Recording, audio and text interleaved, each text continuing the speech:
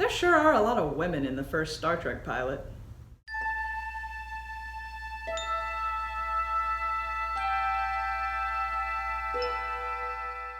In 1964, Gene Roddenberry, along with a lot of other people, made a TV pilot for a show called Star Trek. The episode is known alternately as The Cage or The Menagerie. It's currently in all its uncut glory available on Netflix as The Cage, but was folded into the original series with a wraparound shtick into a two-part episode called The Menagerie. The premise of the episode is that a spaceship captain is kidnapped by an alien race called the Telosians, who have hyper-powerful psychic abilities that let them create illusions that are, for humans at least, indistinguishable from reality. A pretty trippy Twilight Zone kind of idea. They've taken him prisoner not only for shits and giggles, as these kinds of aliens sometimes do, but to exploit the innate adaptability of Earthlings. They need a workforce to revive their dead planet, one they have long since abandoned to hide underground and foster their obscenely powerful minds. They need, in essence, slaves, and they want the captain, Christopher Pike, to be the atom of a new human colony under their control. It's a solid premise, and not a bad first shot. If it wasn't quite so boring to watch, according to execs. And I gotta be honest, having watched the uncut pilot, I kinda see where they're coming from. But that's one of the interesting things about this pilot. Even though this first one was rejected, another pilot was commissioned, which is essentially unheard of in television, both then and now. This new pilot featured James T. Kirk and much of the crew that would pilot the Starship Enterprise into the pop culture canon. But before James T. Kirk, there was Captain Christopher Pike of the Spaceship Enterprise and his crew, including the aging ship's surgeon, a sort of proto-Chekhov young man at the helm, and the now legendary Vulcan Mr. Spock. But I want to talk about the three female characters that appear in that first pilot. 2 crewmen, and 1 tantalizing mystery woman on the planet below.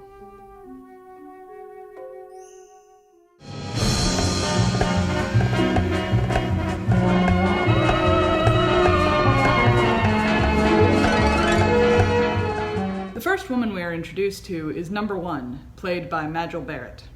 She's cold, calculating, stoic. She's a variation on the archetypal frigid career woman, often over-dramatized as an unfortunate side effect of feminism. As a somewhat secondary character in this hour-long pilot, she doesn't have to suffer any other characters' overbearing attempts to thaw her or the insults at her iciness that many characters of this kind do. But who knows how she would have been handled long-term. Overall, she is portrayed as an invaluable officer, highly intelligent and rational, qualities Spock wouldn't acquire till the next pilot. She's the one left in control of the Enterprise when Captain Pike goes with the landing party. But it's also made clear that she has some romantic feelings for Pike, so in spite of her competence and iciness, she's still a woman who fits comfortably within expectations of how women should think and feel. The other woman on the bridge is Yeoman Colt, a sort of archetypal innocent. She's the new girl, perhaps even falling into the contemporary sexy secretary type, as later reflected in Yeoman Janice Rand. Like number 1, she doesn't get enough screen time for this archetype to really expand. Would she have been considered childish and teachable, or young and attractive? Here she is only the youthful innocent for sure. And then there's the human woman found on the planet below, the mysterious, tantalizing Vina. Vina is, first and foremost, sexy.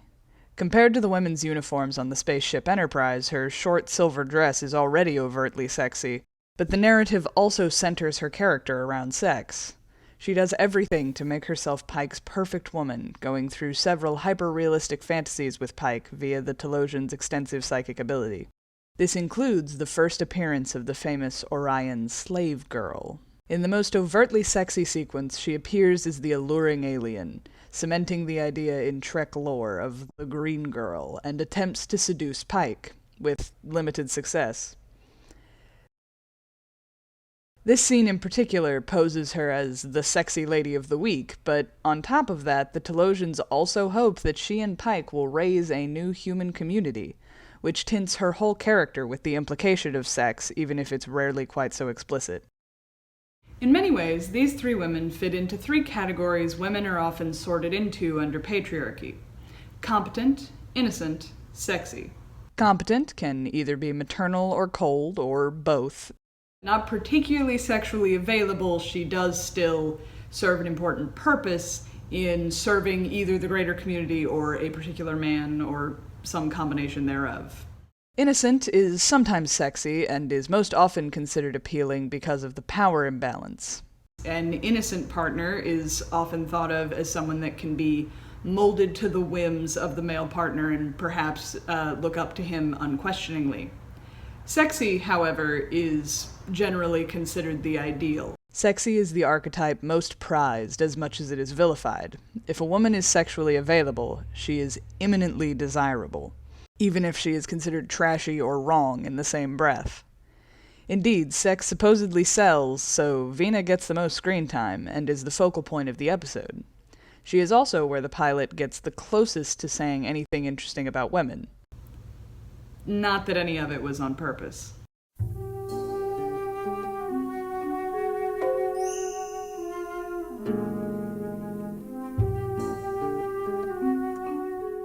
When Captain Pike first meets Vina, it's clear that she's meant to be attractive, to be making eyes at him.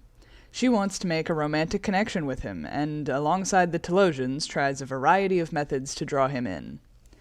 First, she plays a part in a recent crisis that's been weighing heavy on Pike's mind, serving as a damsel in distress.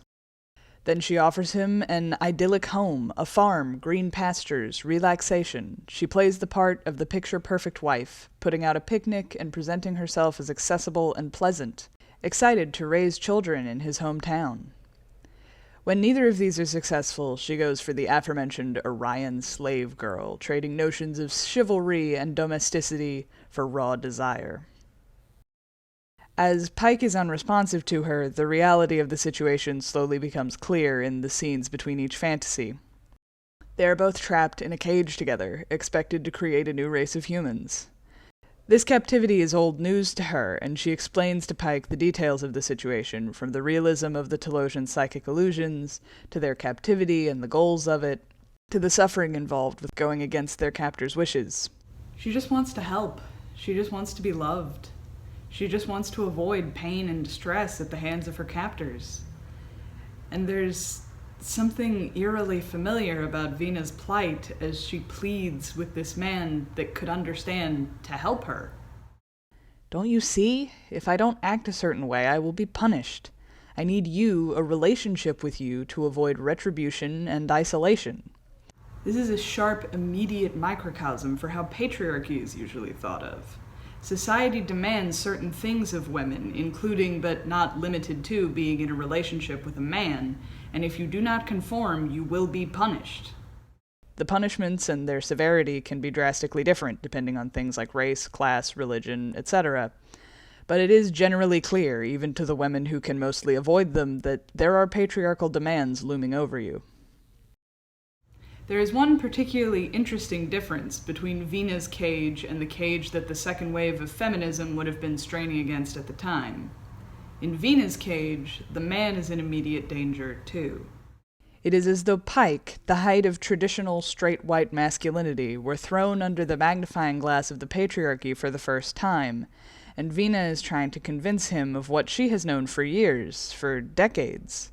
You can do whatever you want, so long as you conform. The cage walls are real, the illusions are real, because our captors make them so. The system can hurt you, can hurt men, just as much as it is hurting women, hurting me.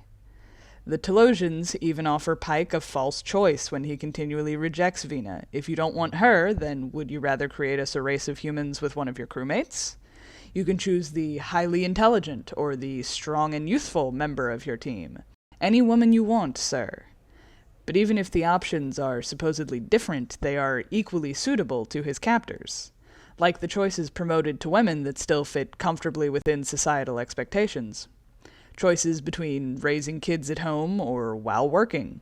Choices between smiling wide to attract tips as a waitress or wearing heels to look both professional and sexy at an office job. Faced with these restrictions, this startlingly direct allegory for the heteropatriarchy, Pike can't take it. He is incensed at his own captivity, but doesn't really seem to think about Vina as another person that is equally as trapped as him. He believes her to be another illusion, a lie. As traditional masculine heroism demands, he faces the Telosians as an individual, probing them in their illusions for weaknesses, and discovers that anger can block their ability to read minds. Violence is strange to them, it does not suit the system. But Vina is unimpressed by his revelation. "How long can you keep it up?" she asks him. "A few minutes? An hour?" Though she has found rebellion to be possible, it isn't sustainable for an individual. One person's anger and rebellion cannot change the system that traps them, even if it can uncover weaknesses. The only way out, in the end, takes help from others, from the outside, but even then it's tenuous. Vina is trapped in an illusion that makes a compelling allegory for the heteropatriarchy. Her bonds are as real and restrictive as they are invented by those with power over her. Her captors mandate that she must love a man or else. Speaking of her captivity frankly, as captivity, is highly discouraged, if not downright punished. In one particular instance, as she is explaining to Pike the nature of their captivity, she is punished for expressing individual desire. She begins to tell him that they are like Adam and Eve, if they could just... But before she is able to put into words anything akin to sexual desire or request, a Telosian forces mental punishment upon her. Even though she is expected to be a sexual object for this man, she is not allowed any real agency in that sexuality. The roles she plays further illustrate patriarchal norms as she panders to supposed masculine desires for someone innocent to save, or someone competent to care for them, or for someone imminently available and sexy. Her roles vividly reflect the contortions women are expected to go through to gain a man's affection, not to mention the same three categories the women in this episode fit into, of innocent, competent, or sexy. Vina clearly reflects the struggles foregrounded by the second wave of feminism and makes The Cage a really compelling critique of the patriarchy. Sort of.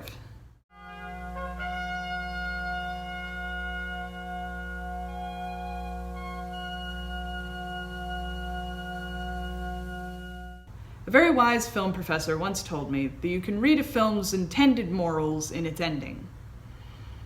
The ending of The Cage doesn't do too well for Vina. You see, Vina can't go with them, can't leave this planet and her cage to rejoin human society. She was on the brink of death when her vessel crashed on this alien planet, and the Telosians brought her back, but with one, apparently, fatal flaw. So far as what we are told at the end of the episode, it is not that she would die if she left. She would not be in pain. All of the effects makeup is not to tell us she is crippled. Vina spells out her plight.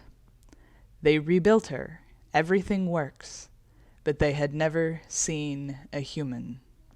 In short, she's perfectly healthy, but she doesn't look right. At all. She is not dying. She is ugly. There's so much uncomfortable about that, and this one little sequence alone could spawn 100 essays on ableism and a variety of other prejudices. But speaking specifically from the feminist angle, this is not only another way in which Vina's captivity and presentation overall reflects the patriarchy, where beauty is often valued in women above all else, but it also further confirms that the writers probably didn't put that allegory in there on purpose. None of the characters bat an eye at Vina staying in captivity, ugly but completely healthy, living in a cage with an illusion of beauty and companionship. It is her own choice, after all. But it isn't her choice. It's the choice of the writers. It's the choice of a creative team so wrapped up in patriarchal ideas of what femininity should be that they cast older women as the alien Telosians because they look strange to the TV audience, who would never see a woman over 40 as anything but Aunt B. A team who wrote a story about a woman's captivity where the man's needs and wants are still prioritized. As Vina so succinctly puts it, "It's not fair. I did what you asked." No matter what she does, how compliant she is, the Telosians are more interested in the wants and needs of Pike, the new specimen, the man. At every stage, at every level of this story, Vina's needs and interests are pushed aside in favor of highlighting Pike's struggle. Both textually and metatextually, Vina is stuck in patriarchal captivity. Susan Oliver, the woman who played Vina, also struggled against the patriarchal bonds that tried to hold her. She was an accomplished pilot and popular guest star across all kinds of shows, but her aspirations to work as a director were regularly resisted, if not thwarted, by those in power. She even pushed to direct an episode of Star Trek The Next Generation, but was denied on the thin assertion that she didn't have enough experience directing around visual effects. Whatever can be read into the cage, the story also can't escape its cultural context.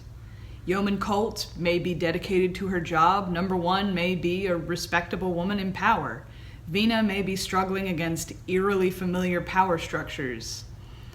But none of that really matters. They're still, within the story, put to the whims of a male protagonist, just as they are at the whims of the male writers. But, it's only 1964. There's potential. Could Star Trek do better?